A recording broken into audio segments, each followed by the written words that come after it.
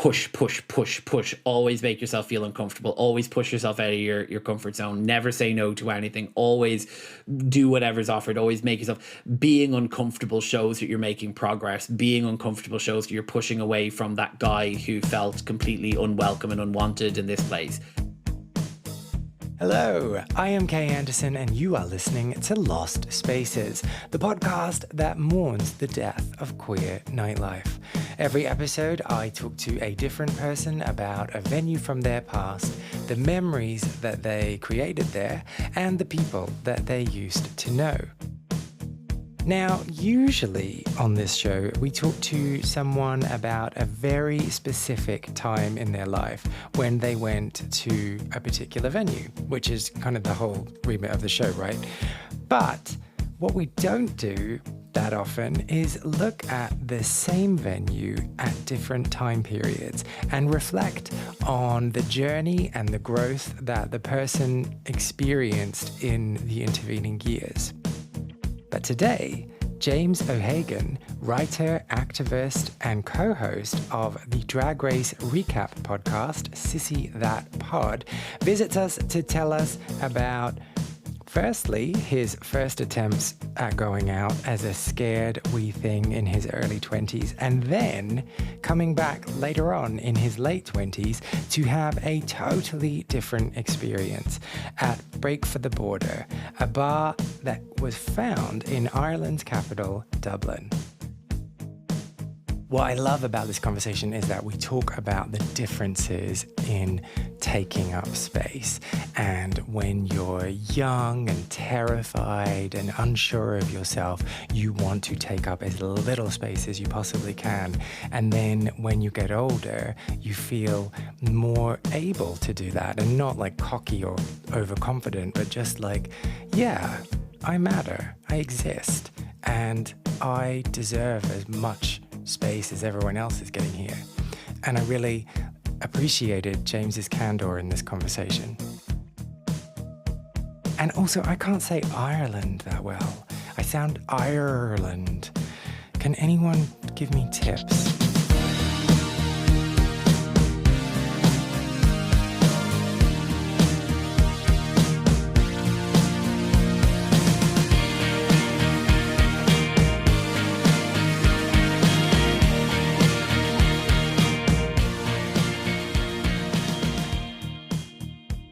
My journey as a gay man is intrinsically linked to the intersection of being a fat person. Those experiences together are so completely linked that I've only come recently to understand the degree to which both have influenced each other.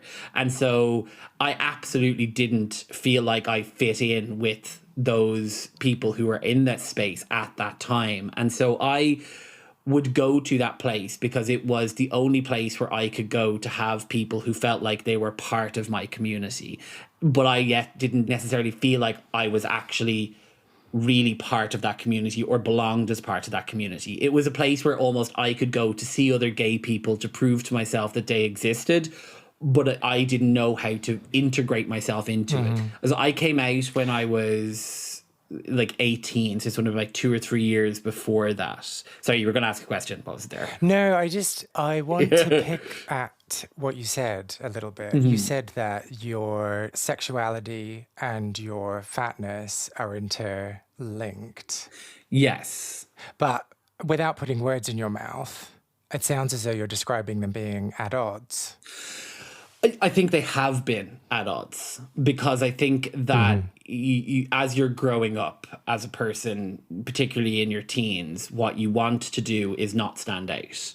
Yeah. And when you're a queer person, you often find that you just have something within you that stands out to other people, even before it stands out to yourself. Like I remember I was only thinking about kind of this over the last couple of days as I knew we were going to be chatting about kind of like... I like someone prepping. When it was I could read that other people were noting something different to me that I wasn't even. And I was thinking back to even when I was in primary school, maybe 7, 8, 9, we would have had these sort of class discos. And at these class discos, you know, there would have been the fast songs and the slow songs. And I was always pulled up to dance during the fast songs, but then would be pushed to the side during the slow ones. And in looking back in it now, I understand from it that what was being picked up on there was a very sort of rudimentary kind of like, you're the sort of the gay friend almost, and you're not the person who there's the kind of like romantic connection to. And I suppose like this sense of being an outsider or something, you want to try and figure out what you can do change in yourself in order to make yourself fit in. As a queer person, I was standing out no matter what I did, as I walked through life presenting myself, if I let my guard down, if I wasn't careful about how I was behaving, people would see that there was something that made me different. And as a fat person, it was the same, but in a visual way that I could touch and feel, and that could be physically pointed at and sort of addressed. And I did have, I suppose, over the course of my teenage years and into my 20s, as someone who was lacking in confidence and overweight, you would have people looking at you and telling you the shape of your body is inappropriate, the way your body is wrong, and you as a result of that are wrong. And I suppose like I then was trying to address both of these differences within myself and figuring out kind of like who I was and where it was that I would feel comfortable in order to just be myself. And so when I first started going to queer spaces, what I found was that my fatness made me othered in those spaces. So I didn't feel comfortable in queer spaces because when I walked into them, like we had we were joking about the belly top twinks and the, you know. I wasn't joking about that. I was just, I'm horrified at the idea of belly tops. But there is, when I was first engaging with the community, my first engagement with the mainstream sort of, the community, as say it was represented on like Queer as Folk, was one where fat people didn't exist in the gay community. And so I would go in to Break for the Border because I had nowhere else to go to indulge the queer part of who I was. I suppose because you always have that compulsion to meet the need of this part of your identity. And so I would go back to this space, you know, with the sort of one or two friends I had in the community. And I would always have the same experience of thinking, you know, there's a shirt I can buy that's going to make me fit in. Yeah. There's a haircut I can get that's going to make me fit in. There's a, you know. And if it's early thousands, there's body glitter, right? Very much. Like that is it. Like everyone looks like Adam Rickett from Coronation Street. Oh, that's hideous. Please no. So let's paint in the picture a bit more. In the early thousands, where were you at? What were you doing? Did you grow up in Dublin, or had you moved to Dublin? What was going on? So I'm from the outskirts of Dublin originally, so living in north of the county. So I'm very lucky by rural gay standards in that the trip to Dublin was just a 40-minute train.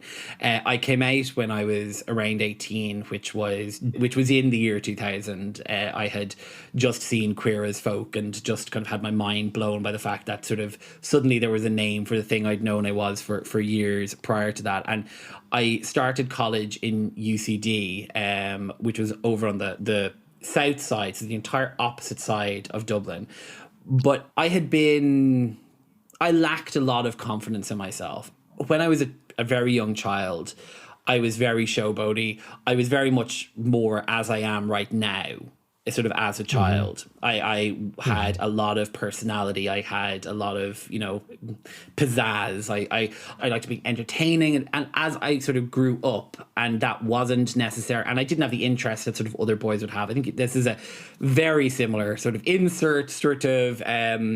standardized gay child Listen experience. to episode 273. Yeah, exactly. Yeah. But so yeah, as I had grown up, like as I was sort of, you know, going through my teens, when I would let my authentic self out, it would usually come back on me in a negative way, that I would find myself being the butt of a joke, or I would find myself being bullied, or I'd find myself being highlighted or sort of focused on in a negative way. I went to an all-boys sports school, so, you know, an all-boys sports boarding school. Why would you do that? Oh, jeez. Because I suppose, who knows, perhaps my parents thought a GAA ball and whatever would be able to sort me out. But what that taught me in that period of my life was that the things that made me stand out, the sort of more flamboyant parts of my nature, the sort of louder parts of my voice, the bigger parts of who I was, were things that like literally would put me in danger. They would put me into a space where I was going to be picked on. And so I left secondary school to go to college with this absolute sort of like, if you can imagine this sort of, I always think about like the scene in Titanic, the kind of like you're on the door in the sea, you're floating there, you're kind of like hanging on for dear life. So are you Leo or Kate? I'm Kate, of course, like all good gay boys. Okay, right. Soz. I mean, now I'm Celine, you know, so it's fine. But I think I'm the old lady. Yeah. I mean, probably that's closer to what I am too. But also, I in my last year of secondary school, I'd made a couple of friends in a drama group up in a town up the road from me.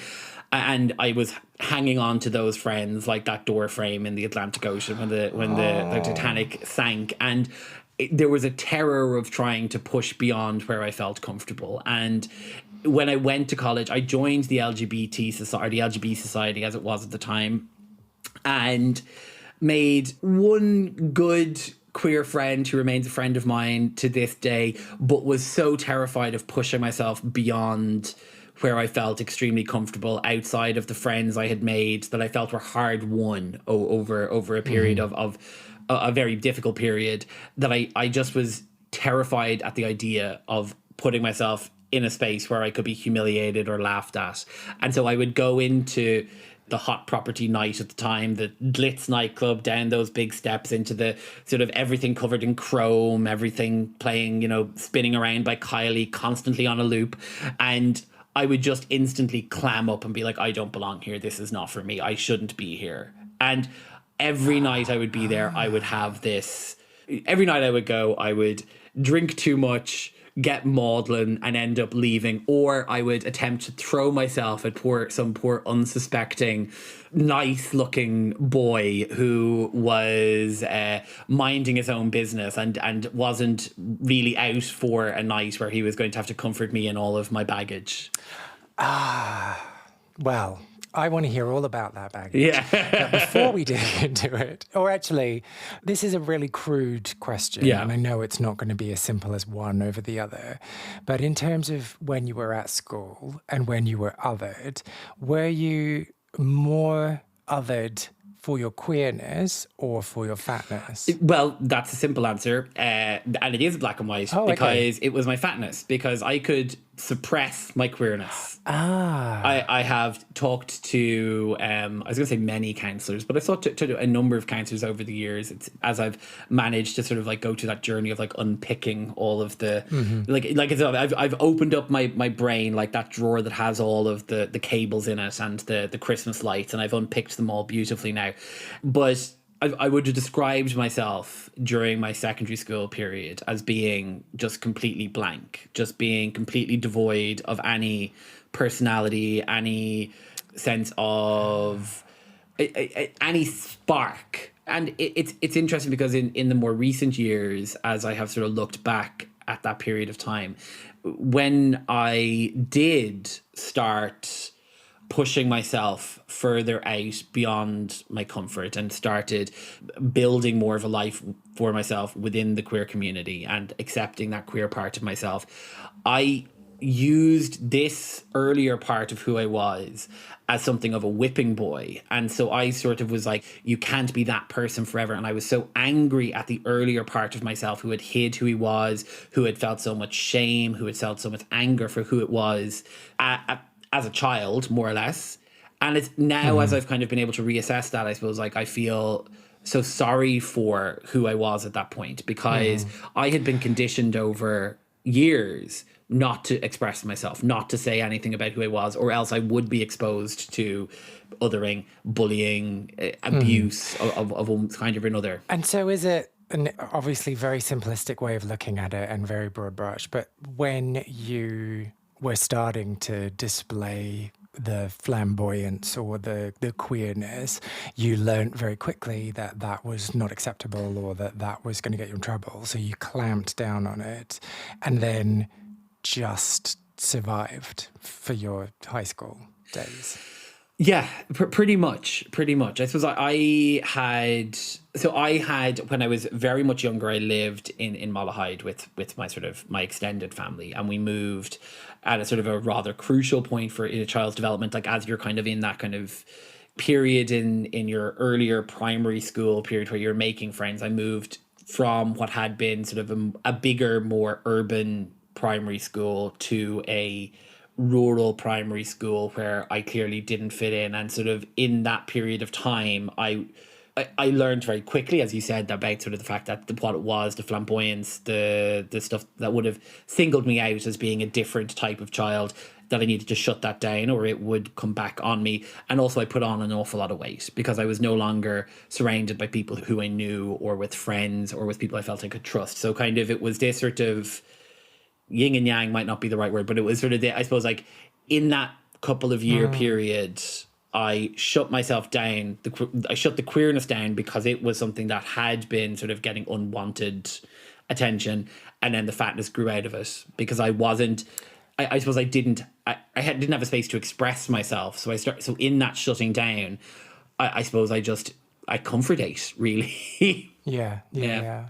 And so by the time you were in high school, in secondary school, you were just trying to not be noticed. Completely. Okay. I went into, when I went into first year of secondary school, there was only one or two other people from the school I had been in prior to that went to the same secondary school, and they were the two people who had bullied me in my primary school. So I was very much, when I walked into my first year in secondary school or high school, I just was like, I need to just fly completely under the radar. And then for about 5 years, that's what I did. I blended into the furniture. I blended into the walls. The only time I would be seen was if it would be that sort of fear of I don't want to be seen, the absolute terror of being seen or being kind of asked a question or being noticed within a space, and things then like PE, physical education, as happened for so many fat children and gay children. Physical exercise where you're being placed into this thing that you don't feel comfortable became this sort of space where it was the only place you couldn't hide yourself, and you really stood out for all the wrong reasons, and you were just piling more and more blame on top of yourself for the fact that you were standing out. I wanted to shift forward a bit quickly, but before we do that, you've just reminded me of my first day of high school. And what you're saying secondary school, am I supposed to say, is that like what you call it in Ireland? Secondary school would be an Irish thing, yeah. So okay. Yeah. Well, like my high school was called Brighton Secondary School, so I don't know why I'm calling it high school. But anyway, so I was the faggy kid who only had female friends, and they all said to me, oh, we're all going to meet here on the first day before we like go into the assembly or whatever and get introduced. And they were lying to me because they were actually all going to meet somewhere else and they wanted to ditch me. Oh my And you've just reminded me of that.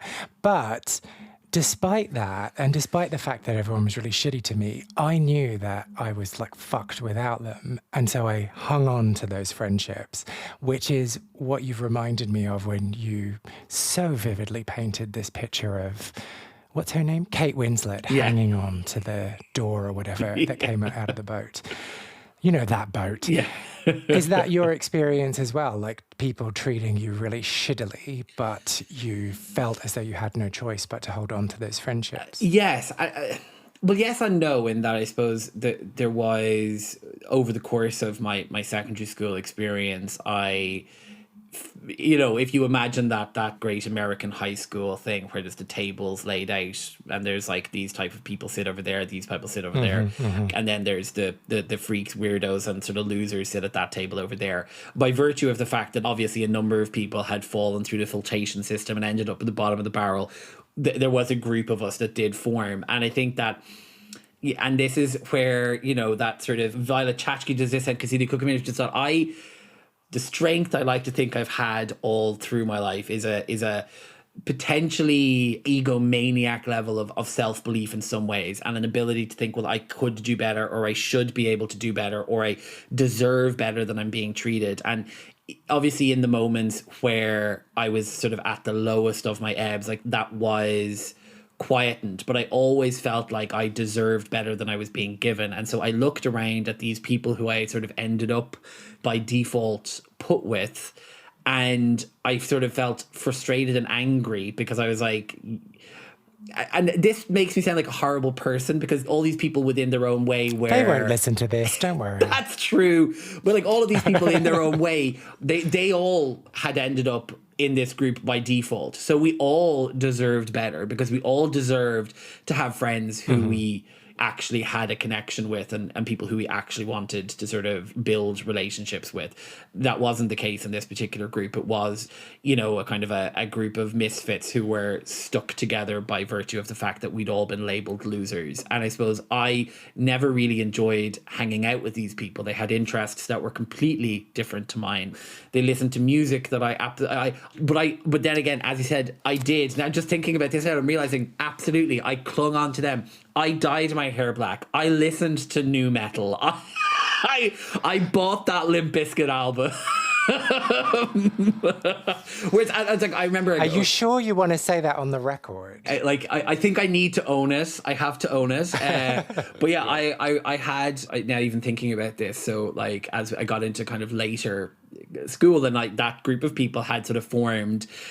There's nothing wrong with gamers, and I have lots of my friends are kind of, you know, gamers and feels like there's a butt coming here. But I'm not naturally like I don't connect with those people on that level in that space, and I had to go into that space to fit in, and so I felt obligated to pick up a lot of these sort of, you know, hobbies or interests that were things that I was painfully, you know, not interested in or actively disinterested in, and pretend to have likes that I absolutely didn't have. Like I used to have like a box where I would hide my S Club 7 and Steps albums in case in case, you know, people would like, I remember like when Avril Lavigne emerged, I was like, oh, thanks be to God, a female artist I can unashamedly enjoy, because for some reason people have decided that she can get taken seriously. But yeah, so I adopted this like nu metal persona for a while, where I was kind of, that's what I was into. And throughout an awful lot of my life, I suppose, actually, if I look at it now, I've done that. Like I'm an era album producer. You know, I went through my nu metal experience back in secondary school, and then as I moved into college, I went into this like extreme kind of judgmental indie music listener, tying ties onto various parts of outfits, carrying 4 or 5 messenger bags and wearing a Russian hat. Like anything I could do to make myself look, you know, look how interesting I am. I'm going to shout how interesting I am in your face. And I suppose while I've never managed to find a like for nu metal music, elements of each of those eras certainly do exist within who I am now. Now, I know this is not important to the story, but I just need to ask, in the box that had your S Club 7 and Step CDs, were there any Bewitched CDs? Yes, I would say they were. Okay, good. I'm also going to come out now and admit that my first ever concert was a Bewitched concert. I remember within this group of sort of misfits and weirdos, I was given responsibility for purchasing tickets for, I can't remember who was playing. It might have been REM potentially were playing. And I was supposed to be buying tickets for them, or was it maybe, who knows? It doesn't matter. I was supposed to be buying tickets, and I went and the tickets were sold out.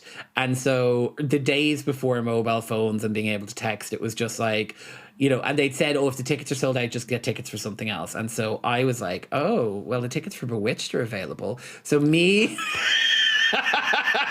and my army of Fred Durst loving Linkin Park heads all sort of begrudgingly marched along to go to this Bewitched concert. And honestly, you know, For the first time in my life, I lived. When those girls crawled down that net onto the stage of the Point Depot, I was like, here I am. This is who I am. And it took me years then, I suppose, to be like, to reacquaint myself with the James who watched Bewitched that day. And the best thing about going to a Bewitched concert is that you're double the size of everyone exactly, else there. 100%. No one's in your way. Yeah, I'm able to see over all of the 8-year-olds.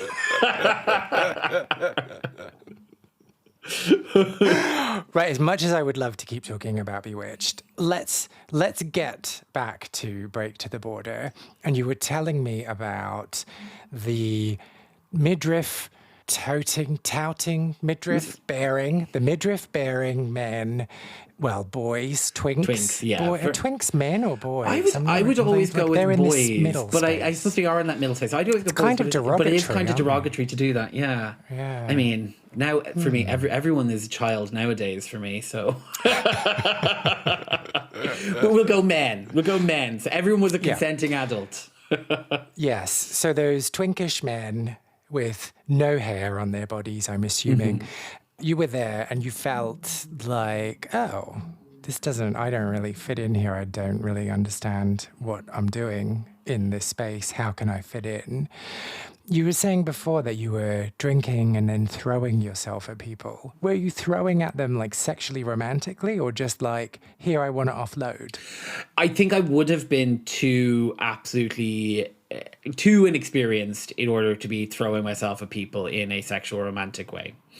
It would just have been in kind of I know that I have an impulse within me to try and connect with people here, to try and build something, whatever. It's like, I don't think it ever at that stage would even have gone as far as in my mind of thinking, oh, maybe I might like get a shift or kiss someone. Like, I think there was always a sense of like, Get a shift? Yeah.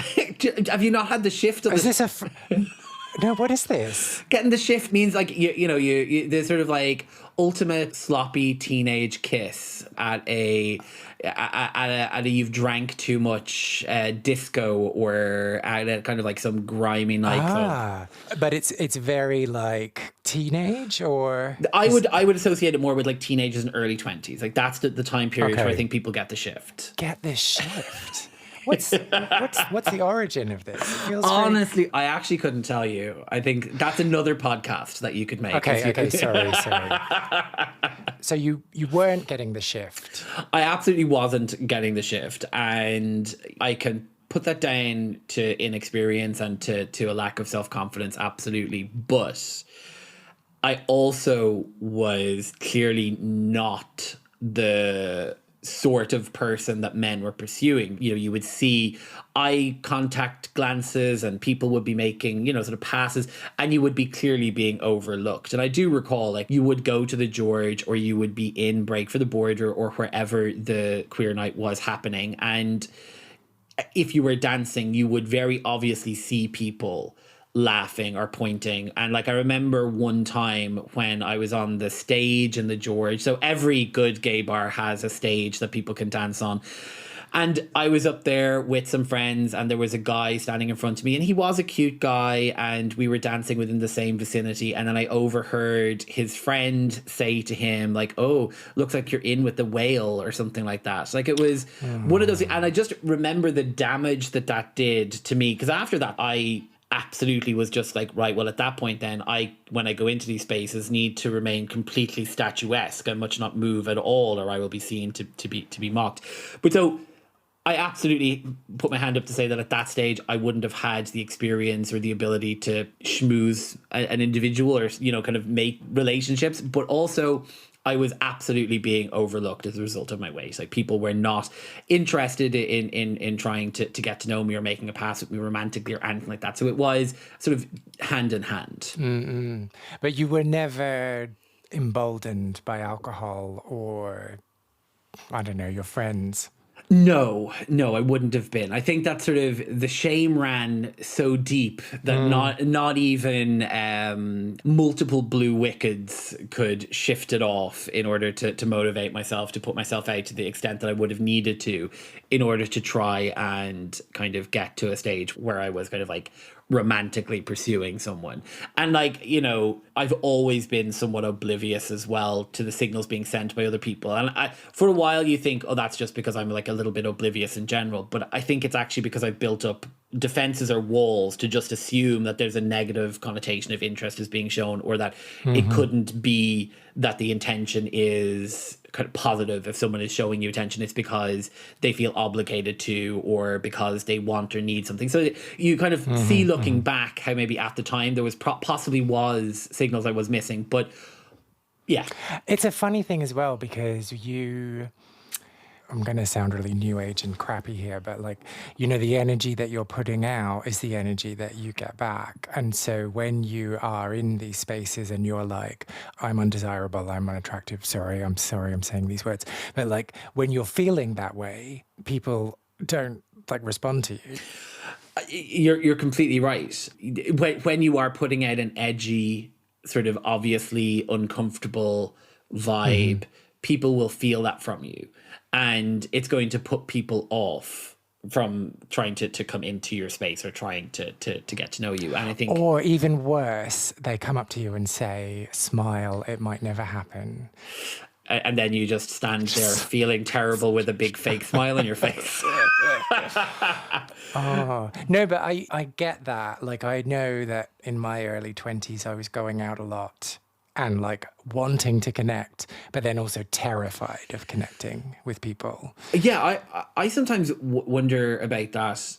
Is it because your journey as a queer person is nomadic for the as long as you were on it until you sort of come out? And in my case, I came out, and I'm assuming for lots of gay men it's similar. Like you come out first to a group of close female friends, and certainly within my experience, you know, my female friends were very accepting of the fact that I was a gay man, and they were very accepting of my sexuality, and they would have wanted me to flourish as a gay man, but they also weren't... Ireland wasn't at the place where they would have felt like, oh, well, we'll bring you to a gay bar. You know, we are the people who give you that feeling of safety and security, so we will bring you to that place, and then you can express yourself, or you'll feel more comfortable. In fact, with a number of them, there was a sense of...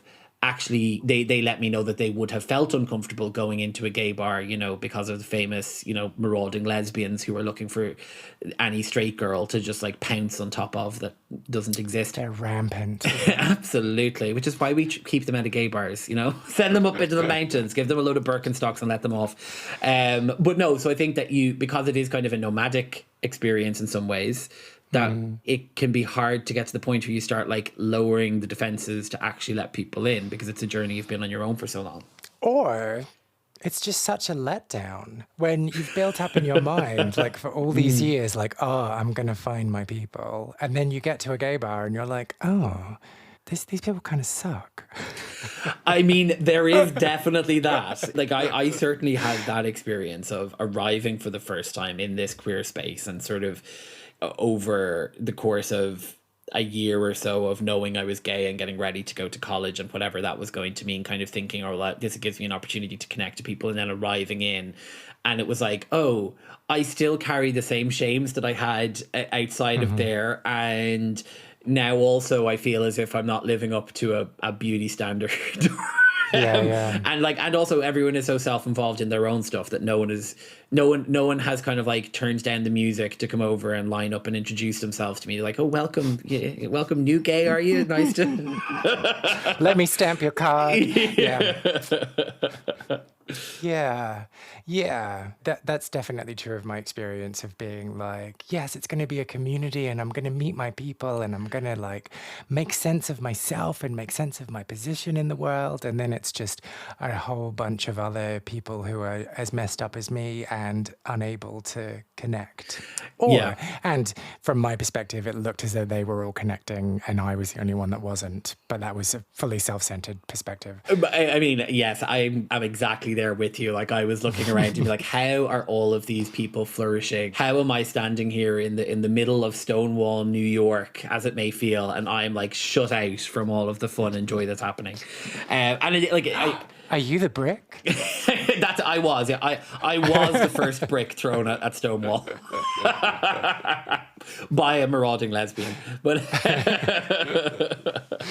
Okay, sorry, I keep interrupting you. So, Go. What was the question? what was going on? Well, there were twinks, there were exposed navels, there was you in the early noughties. I left college, obviously, as you do, and got a job. And I think that because I had my little sort of door frame in the ocean that I was clinging onto, and it had expanded to include some friends that I had made in the course of my time in college. And I was feeling kind of, contented within this little world I was building. And I suppose because I had not necessarily had a successful integration with the gay community, I kind of just like stuck my fingers in my ears and decided that I was going to just almost ignore it or not even think about it, or just kind of go like this. Well, this is something that and so I probably over the course of my 20s, so from say 2005 till 2011, I was probably only in gay venues maybe 4 or 5 times. I just completely ignored my queer identity. I just felt as if I had my group of 5 or 6 friends. I had my job. I was like, it just looked like too big a hill to try and climb at that time. And so the 5 friends, were they all filthy heterosexuals? They were all filthy heterosexuals. They were all filthy heterosexual females who were, there, 1 or 2 would have been similar to me in that they also weren't like, the luckiest romantically. So we had our little sort of tragic singleton sort of parties. Did you like stay in and watch Bridget Jones's Diary? We very much did. Or we would go to like the old man pub from like when we were about like 24, 25 and sort of sit there until 11 and then walk home complaining about nightclubs. I mean, it was, I look back at it now and sort of, you shouldn't regret parts of your life, but it is a part of your life where I'm kind of going, God, could you not have just gotten a clue a bit earlier? But like a wake-up call came in the form of a friend, a very good friend of mine, good female friend of mine, who I would say was in a similar kind of late bloomer category to me. She had this sort of renaissance moment and was like, if I don't fucking do something about this, I'm just going to end up on the shelf the rest of my life. And so she threw herself out enthusiastically into the world of dating and boys and let the shame wash over. And I suppose I had this thing of like, suddenly seeing that, I was like, well, if she can do it, why amn't I doing it? I just had this, like, realistically, like, this all happened over like a Christmas period. It happened like around New Year's, and I literally have a memory of, and it feels too much like something constructed for a TV or a movie to actually be real, but it genuinely did happen. I was living in an apartment in Temple Bar, which is right in the centre of Dublin City.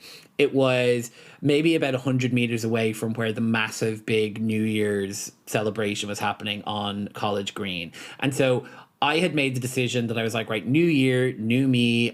This is sort of, I think, 2011 going into 2012, that kind of time. I was like, I'm going to start the new year as get a fresh start. I'm going to tackle the weight by kind of going to the gym. I'm going to not go out on New Year's Eve. I'm going to, really just like turn my life around and all of this. And I lay in bed sort of to get my early night, but wasn't able to sleep because I was right in the middle of like the biggest party in the entire country. And also the apartment I was living in backed onto one of the 3 gay bars in the city. What? I know. I could literally hear the distant sounds of queers celebrating and kissing and going home together and dancing and playing Robin or whatever it is gay people do. Something Scandinavian anyway. Yeah, exactly. And I lay there in bed, unable to sleep because of the noise, with this sort of distant sense of like parties happening everywhere else except in where I was. Are you about to tell me you were visited by the ghost of Queermas past? I very much was, or the ghost of Queermas future. But it was my a Christmas Queermas or a New Year's Queermas, whatever. But it was this sort of real feeling of I am going to be lying here adjacent to all of life that's going on right beside me if I don't start making changes. And I think that's when, like, that sort of flame that I said that was inside me, that the sort of feeling that was inside me that I was capable of more, or that I had more to offer, it ignited that very evening in me. Wow. And from that day on, I was like, I need to make myself a home within the queer community, because if I don't make myself a home within the queer community, I am going to be very, very lonely at the point at which my wonderful female friends are all settled down and doing their own thing. And I will find myself that isolated, lonely man who is sort of just on apps trying to make connections, but only looking for sex because it's all they know how to it's the only way they know how to feel comfortable connecting with people. And so that was the changing point. And that actually brings me back then to the venue, which now had shifted from being the venue of all of our kind of like navel exposed twinks to the venue for Dublin Bears have their kind of big kind of annual party there. The Bear Fela happens, and Break for the Border was where they had the Mr. Bear Ireland pageant on the last night of this big bear event. And I suppose I wouldn't have had a clue what the bear scene was. I didn't understand that there was a part within the community that was specifically for people who didn't fit into the traditionally accepted sort of beauty standards. I didn't know that this space was available to me, and I didn't know that it existed. And it was through apps really that I started building friendships. And it was like almost with like a mechanical sense of, I am going to make friends. I had not wanted to download Grindr. I'd not wanted to do any of that because I felt too scared to do it. And then I was like, I'm doing it, and I'm going to use it to make friends. Okay, so tell me, like after you got visited by the ghost of Queer Miss Future and you decided, I'm going to become a fully practicing homosexual, what was the plan? And was it just downloading apps and making connections that way, or were there other things? I suppose it was a multi-pronged approach. It was basically the plan was, say yes to every opportunity you get. Push yourself to feel uncomfortable. Make yourself go beyond where you feel happy and content. So it started with simply forcing myself to go and have a drink alone in a gay bar every so often. Forcing myself in that very early parts of just going in and sort of trying to take some of the fear out of those spaces, to just try and make him feel like places where I belonged, where I could, like now, I suppose it's amazing now thinking about how comfortable I am walking into, and how I feel more comfortable now walking into a gay bar than I do walking into a straight bar. How I have that feeling of like being more able to be myself. And thinking back to that period of time where walking in there, I felt almost as if the bar staff was going to be like, no, not you, you're not for here. Go on, get out. Like that sort of feeling of like just how much you stood out. So that was part of it. Also, like, I mean, at that stage there was meetup groups that were going on for like kind of like, you know, afternoon teas, and I went to some of those spaces, and I always felt quite like I didn't know how to connect in that way. I didn't know how to kind of transform it from just a nice couple of hours hanging out to them being like, oh, maybe we should go to the cinema tomorrow, or maybe we should go to I don't know, go for a run, you know. And it was to be fair to my ex-boyfriend, I met someone who then became the catalyst to that, and who sort of was the person who sort of ended up, I suppose, pushing through the door that I was afraid to push through. So I met someone on Growler, I think it was, which was an app that I had only sort of recently discovered at the time when I met him. And it was sort of this space where kind of like the body type that I had was a desirable body type. People kind of were interested in me. Also, it was an app which didn't necessarily have the explicitly sort of sexual element that, say, Grindr had at that time.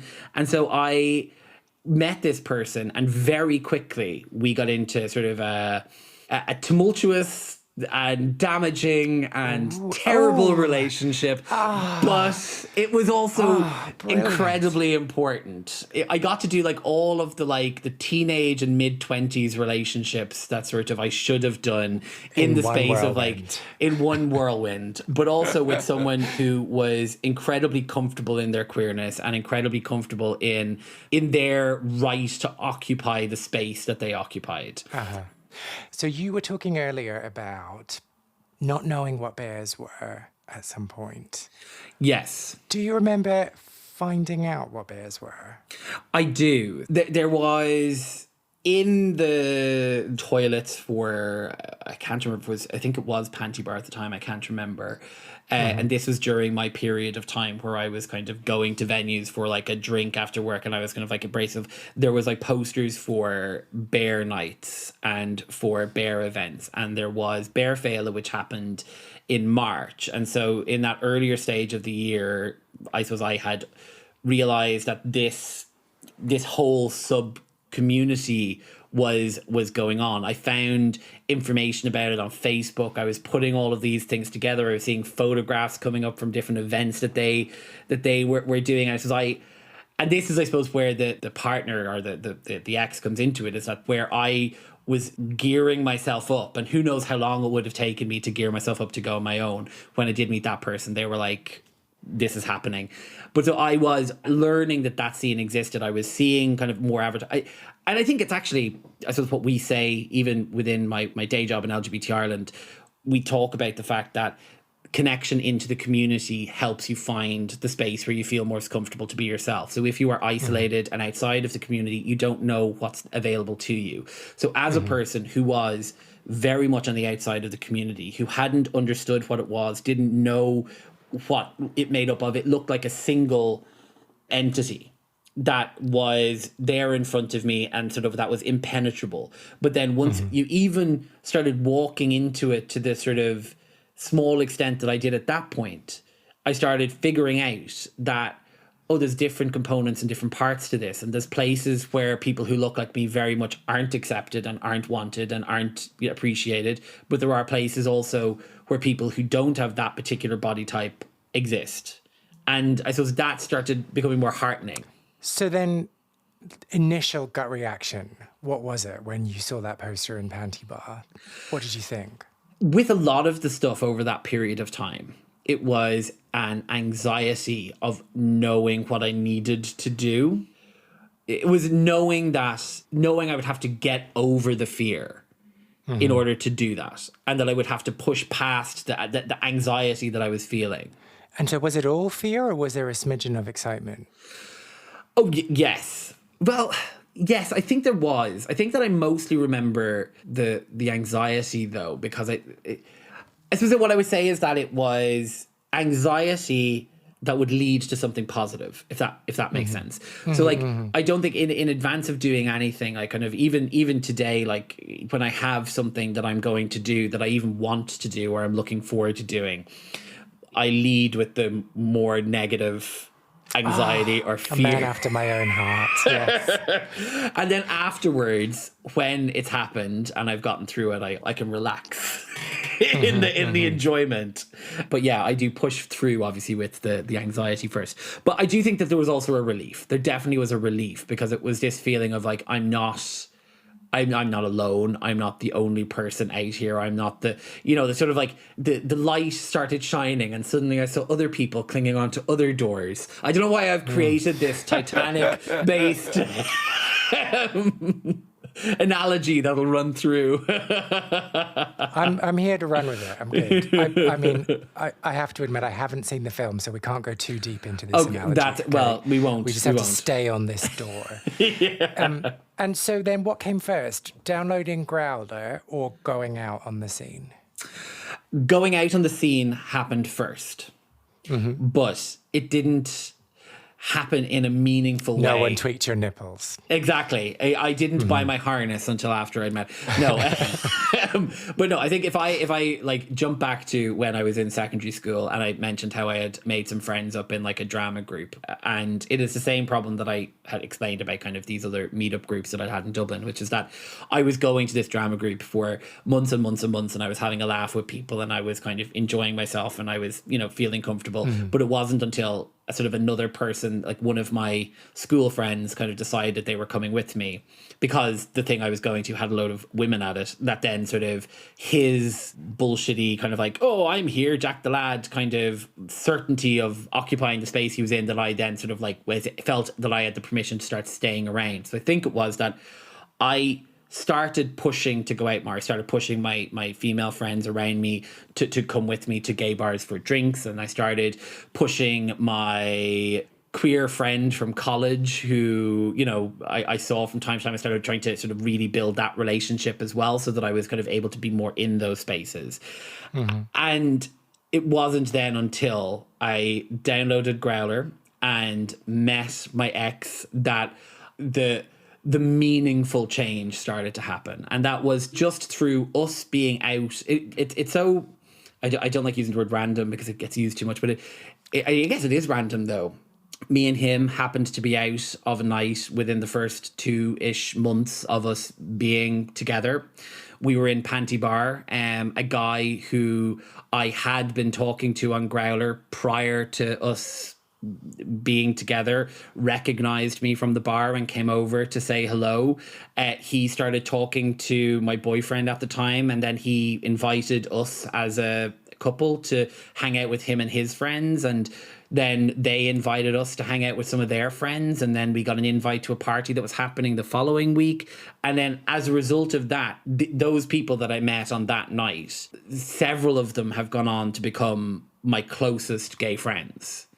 And, you know, I suppose you look back at it now and it's like, it was the fact that I was with someone who wouldn't have sort of shrugged off that experience, or wouldn't have shrugged off that kind of like that person giving an opening into because I think left to my own devices, had that person come over to talk to me, I would have had a very polite couple of minutes of conversation and would have left it at that, and would have, you know, felt as if Why do you think that? Because you had all that experience with the meetup groups and you... But I think I have like an overwhelming need to feel expressly invited and given, like, not so much anymore, but certainly at that time, I needed to feel absolutely 100% certain that I had permission to be in a space that I was in. So I wouldn't have felt comfortable being somewhere that I didn't know, or I didn't know that I had been pre-invited to. Like, are you trying to say like every single person that was in that group had to make you feel No, like I'm not saying that, but say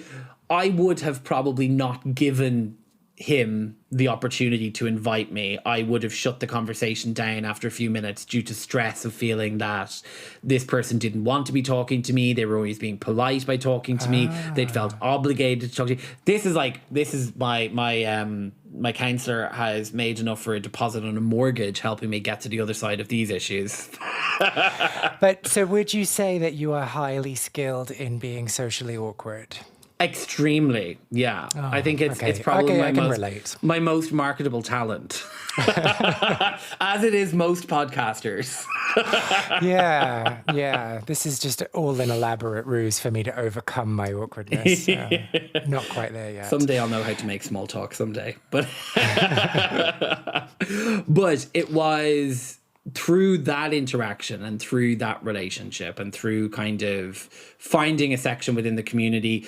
Dublin Bears had monthly events in a small pub in Dublin called Jack Nealon's, which was an atmosphere I was very at home in because it was that old man style of pub. The people who were frequenting it also looked very much more like me, felt much more like I was part of it. I could even feel in that period of time when I was going to those sort of nights, the sort of sense that there was a desirability about me. And I think part of that was the fact that I felt like, well, this person here has decided I'm desirable and therefore that means other people must as well. But other parts of it was the fact that obviously there was that within the bear community, the sort of appearance I have, my body type, is desirable. But so what was interesting was going back the following year, going back to the Break for the Border space for the Bear Fela, and at that stage, I suppose, and at events subsequent to that, reoccupying that space, I always had this feeling going back into that venue of kind of the shadow of the version of me that had first been there when I was first out. And I think that I had always had this feeling of judgment of that person when I would go back in there with my friends, and I would feel sort of secure in that space and like I belong here, and kind of, you know, there was an anger that existed at that earlier version of me who hadn't maybe had the tools to make himself fit in. So the judgment was he wasn't brave enough, or? Yes. Yeah, the judgment would have been he wasn't brave enough, he wasn't capable enough, he refused to push himself.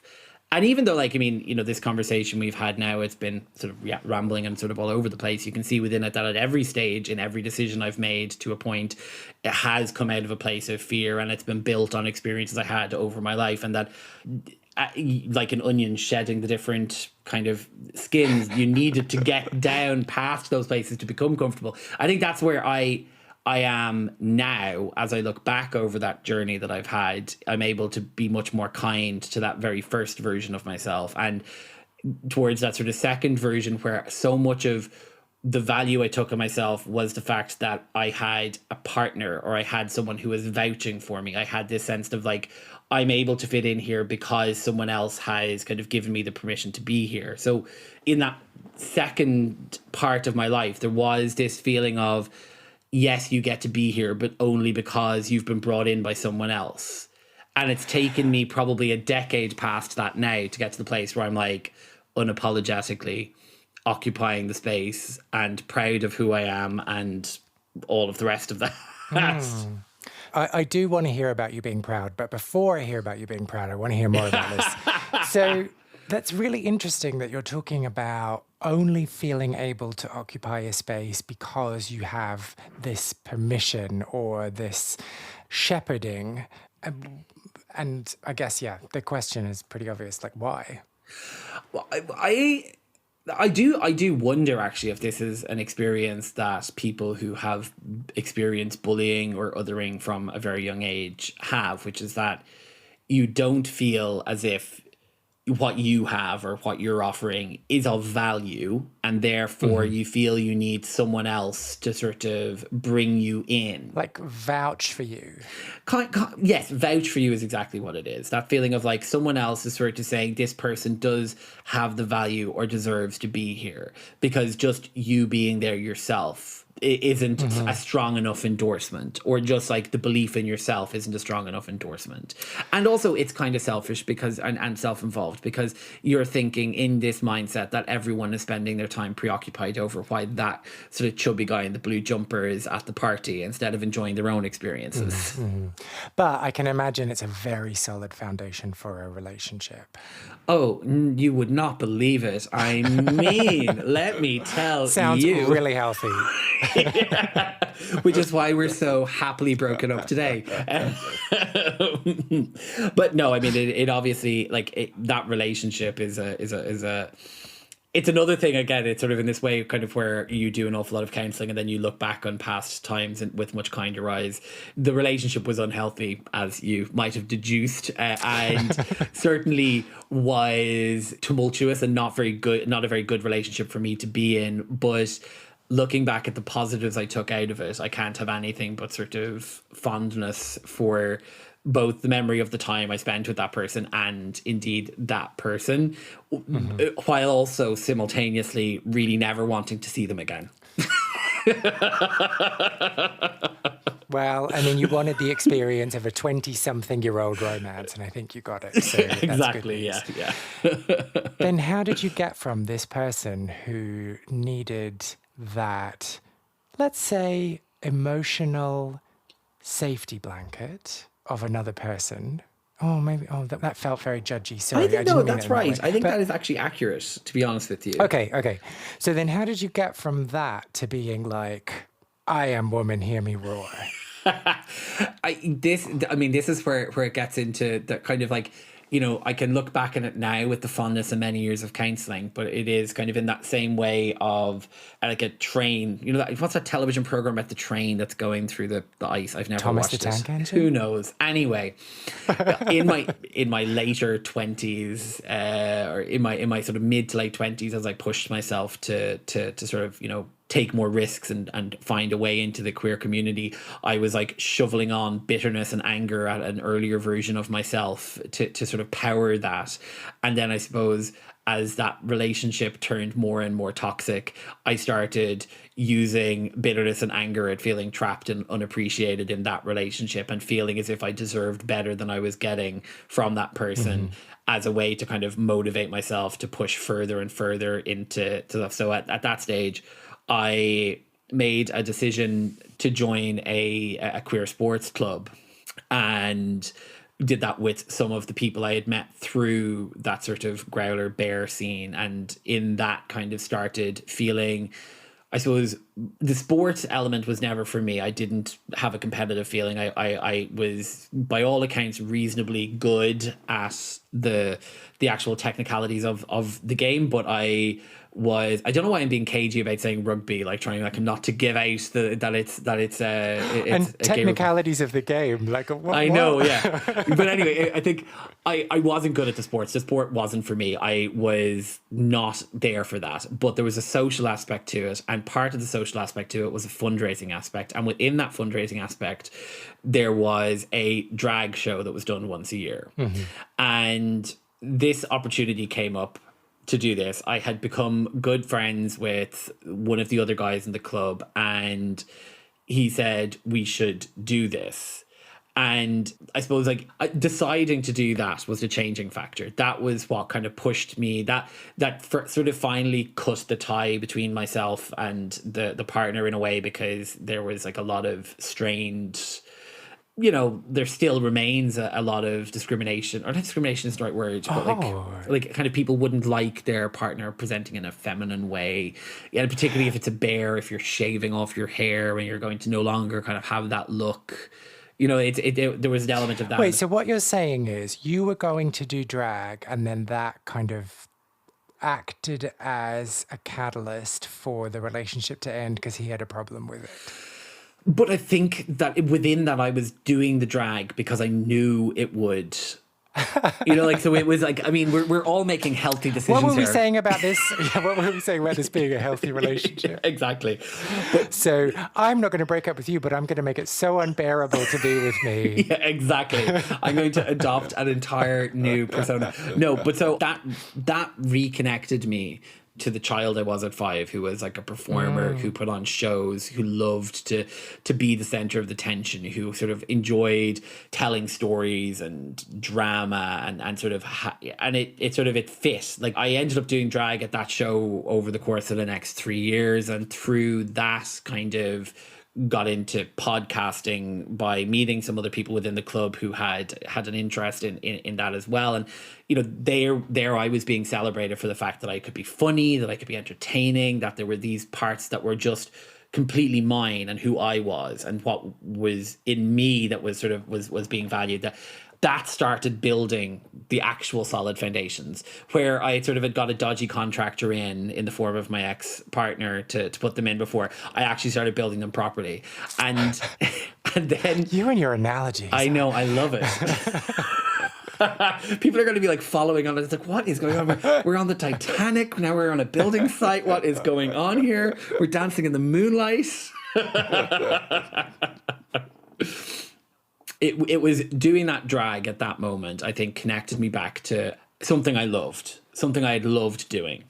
And it gave me sort of a purpose, or gave me a feeling of that I could have that. I could do something that I loved doing. And it started giving me that confidence in who I was and the things that I had been pushing down and the parts of my personality that I had spent sort of the past 20 years or longer even kind of, you know, making sure that they weren't visible. Suddenly I started finding that people really wanted to see them.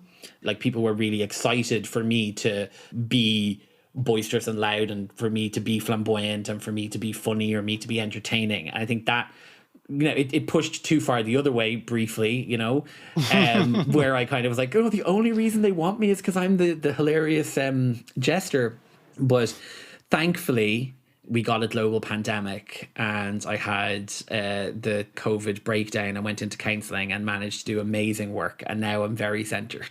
And I say that flippantly, but in reality, I had, from say even the stage where I first started like after I had my ghost of queerness past, I had like been on this sort of push, always make yourself feel uncomfortable, always push yourself out of your comfort zone, never say no to anything, always do whatever's offered, always make yourself. Being uncomfortable shows that you're making progress. Being uncomfortable shows that you're pushing away from that guy who felt completely unwelcome and unwanted in this place.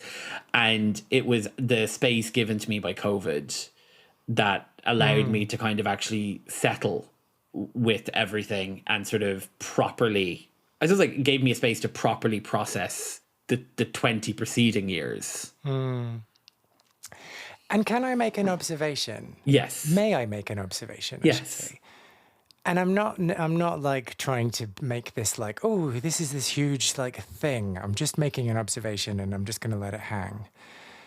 It's really interesting that so much of your progression forward was fueled by hatred. Yeah, no, I know that. And that has actually been the cornerstone of what I've been unpacking over the past maybe 2 years, because like I talked about sort of looking back at things with kinder eyes, but really what I have been doing that to myself and understanding that it wasn't the fault of the 22-year-old fat queer kid who was stood there in a space where he didn't feel like he fit in. It wasn't his fault he didn't feel like he fit in. And of course he didn't feel like he fit in. He had spent his entire life being told that he was too fat and that made him ugly, and that if he wasn't incredibly guarded about how he behaved, he would become flamboyant and ridiculous and people wouldn't take him seriously. Like I look back now and I do genuinely feel like I feel sad about how much self-hatred I carried, because you want to be much kinder. Now I want to look back. I want to actually be able to go back to me of that age, or me of years earlier, or even me of 30, and just be able to kind of like give myself a hug and say, you're doing your best and you'll get there. Did you ever go to Break for the Border? Or do you have memories from your own queer scene that you want to share? Well, if you do, please get in touch. I want to create the biggest online record of people's memories and stories of queer clubbing. Go to lostspacespodcast.com and find the section Share a Lost Space and tell me all about what it is you got up to. You can also reach out to me on Facebook, Instagram, and Twitter. My handle across all three is Lost Spaces Pod. Find out more about James by following him on Instagram at jameso_Hagen, listening to Sissy That Pod wherever you find podcasts, or following Sissy That Pod on Instagram at Sissy That Pod. Lost Spaces is not only a podcast, but a concept record as well. I have been writing songs about queer venues and the people who used to live their lives there, and will be releasing songs over the coming year. You can hear the first single, which is called Well Groomed Boys, and is playing underneath my talking right now on all good streaming platforms. If you enjoyed this episode, I would really appreciate if you subscribed, left a review on your podcast platform, or just told people who you think might be interested in giving it a little listen too. I am Kay Anderson, and you have been listening to Lost Spaces.